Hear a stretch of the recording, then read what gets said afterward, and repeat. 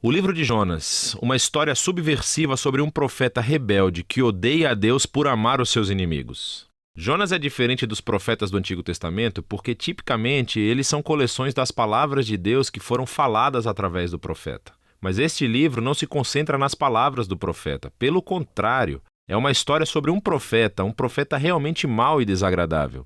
Jonas aparece apenas uma outra vez no Antigo Testamento. É durante o reinado de Jeroboão II, um dos piores reis de Israel. E Jonas profetizou em seu favor, prometendo que venceria uma batalha que recuperaria todo esse território na fronteira norte de Israel. É importante saber que o profeta Amós também confrontou Jeroboão, e através dele, Deus reverteu especificamente a profecia de Jonas, prometendo que Jeroboão perderia todos esses territórios, porque ele era um rei terrível. Então, antes mesmo da história de Jonas começar, suspeitamos do caráter dele. O livro de Jonas tem um belo conceito com todo esse emparelhamento e simetria literária. Então, você tem os capítulos 1 e 3 contando a história do encontro de Jonas com não-israelitas. Primeiro com alguns marinheiros e depois com os inimigos que Jonas odiava, os ninivitas. E cada parte mostra um contraste cômico entre o egoísmo de Jonas e a humildade e arrependimento dos pagãos. Os capítulos 2 e 4 contêm orações de Jonas. Uma é uma oração de arrependimento. E a outra é uma oração onde Jonas ataca a Deus por ele ser muito bom. Agora, esse conceito cuidadoso do livro é acompanhado por um estilo realmente único de narração. A história está cheia de todos esses personagens estereotipados que, ironicamente, fazem exatamente o oposto do que você acha que eles fariam. Então, você tem o profeta, o homem de Deus, que se rebela e odeia o seu próprio Deus. Você tem os marinheiros, que são supostamente imorais, mas, na verdade, eles têm corações suaves e arrependidos e se voltam para Deus em humildade. Você tem o rei do império mais poderoso e sanguinário do planeta, e ele se humilha diante de Deus por causa do sermão de 5 palavras de Jonas, e até as vacas do rei se arrependem. Esse tipo de história se encaixa no que hoje chamaríamos de sátira. Essas são histórias sobre figuras conhecidas que são colocadas em circunstâncias extremas, e elas usam humor e ironia para criticar a sua estupidez e as suas falhas de caráter. Vamos nos aprofundar e ver como todas essas peças se encaixam. A história começa quando Deus fala com Jonas e o encarrega de pregar contra o mal e a injustiça em Nínive, a capital do Império Assírio, o inimigo cruel de Israel. Mas, em vez de ir para o leste, para Nínive, Jonas vai na direção oposta, entrando em um navio que vai para tão longe quanto possível, para Tarsis. Agora, a grande questão aqui é, por que Jonas foge? Ele está com medo? Será que ele simplesmente não gosta de ninivitas e não foi nos dito ainda?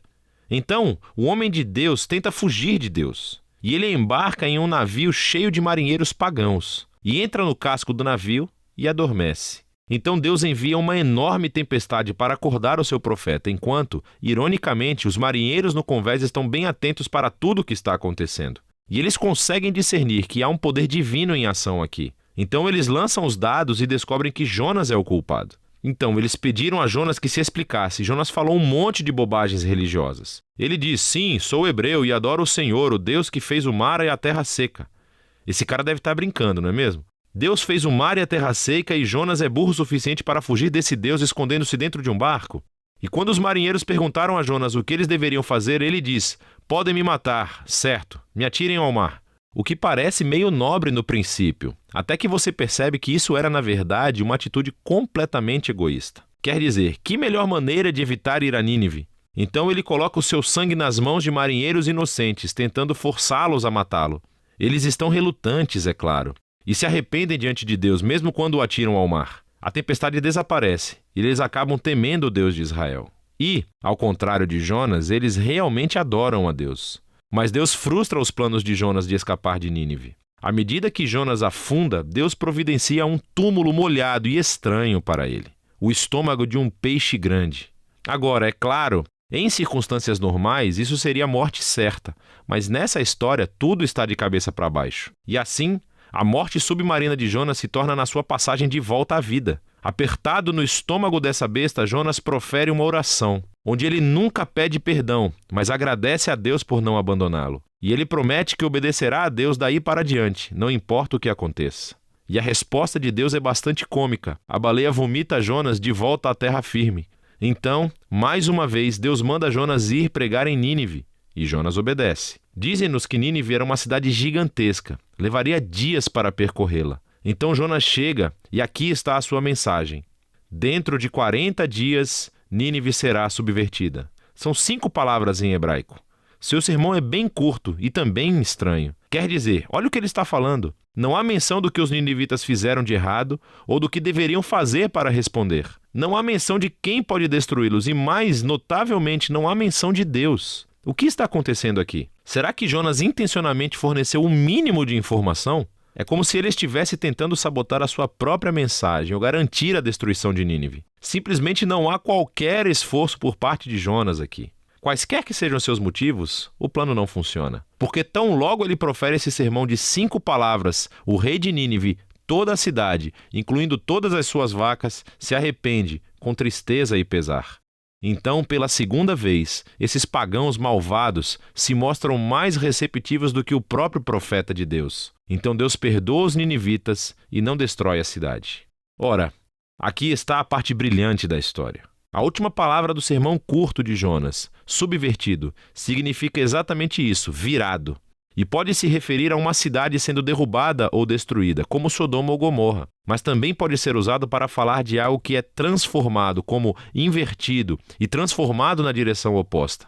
E assim, comicamente, as palavras de Jonas se tornam realidade, mas não da maneira que ele pretendia. Nínive foi subvertida quando os inimigos de Jonas se arrependem e encontram a misericórdia de Deus. O capítulo final encaixa todas as peças. Jonas está furioso e profere a sua segunda oração. Primeiro ele diz a Deus por que ele fugiu, lá no capítulo 1. Não foi porque ele estava com medo. Pelo contrário, era porque ele sabia que Deus era muito misericordioso. E isso é ótimo. Jonas realmente cita a própria descrição que Deus faz de si mesmo no livro de Êxodo e a joga na cara de Deus como um insulto. Ele diz que sabia que Deus é compassivo e que encontraria um meio de perdoar esses ninivitas horríveis. Dá para ouvir o desgosto na voz de Jonas. Jonas então interrompe a conversa e ora para que Deus o mate ali mesmo. Ele prefere morrer do que viver com um Deus que perdoa os seus inimigos. Para a sorte de Jonas, Deus não obedece e simplesmente pergunta se a ira de Jonas é justificada. Jonas ignora a pergunta e sai da cidade para acampar em uma colina próxima, esperando para ver o que pode acontecer. Quem sabe os ninivitas se arrependam do seu arrependimento e acabem sendo destruídos. Mas o que acontece a seguir é muito estranho. Deus fornece uma planta para proteger Jonas do sol e isso o deixa muito feliz. Mas Deus envia um pequeno verme para comer a planta, e Jonas perde a sua sombra. E no calor do sol, Jonas novamente pede a Deus para que o mate. Assim Deus pergunta a Jonas novamente se a sua raiva é justificada. E Jonas resmunga: absolutamente, agora me deixe morrer. E essas são as últimas palavras de Jonas na história do livro. As palavras finais de Deus são o que conclui o livro. Ele diz que esse incidente todo com a videira foi uma tentativa de chegar a Jonas, certo? Jonas ficou todo preocupado e sentimental por causa da vida dessa videira, que ele usufrui somente por um dia. E Deus perguntou a Jonas: os humanos não são um pouco mais valiosos do que as videiras? Não é correto que Deus possa sentir o mesmo tipo de emoção e preocupação pela cidade de Nínive, que está cheia de milhares de pessoas que se perderam no caminho e que também perderam suas vacas? E é assim que o livro termina, com Deus pedindo a Jonas a permissão para mostrar misericórdia aos seus inimigos. E qual é a resposta de Jonas? A história não diz, porque esse livro não é objetivo. A questão é que o livro está tentando te confundir. E as perguntas de Deus aqui, na verdade, são endereçadas a você, leitor. Você aceita o fato de que Deus ama o seu inimigo? E então esse livro contém um espelho para quem o lê. Em Jonas, vemos as piores partes do nosso próprio caráter ampliado, o que deveria gerar humildade e gratidão, que Deus ama os seus inimigos e tolera o Jonas que vive dentro de cada um de nós.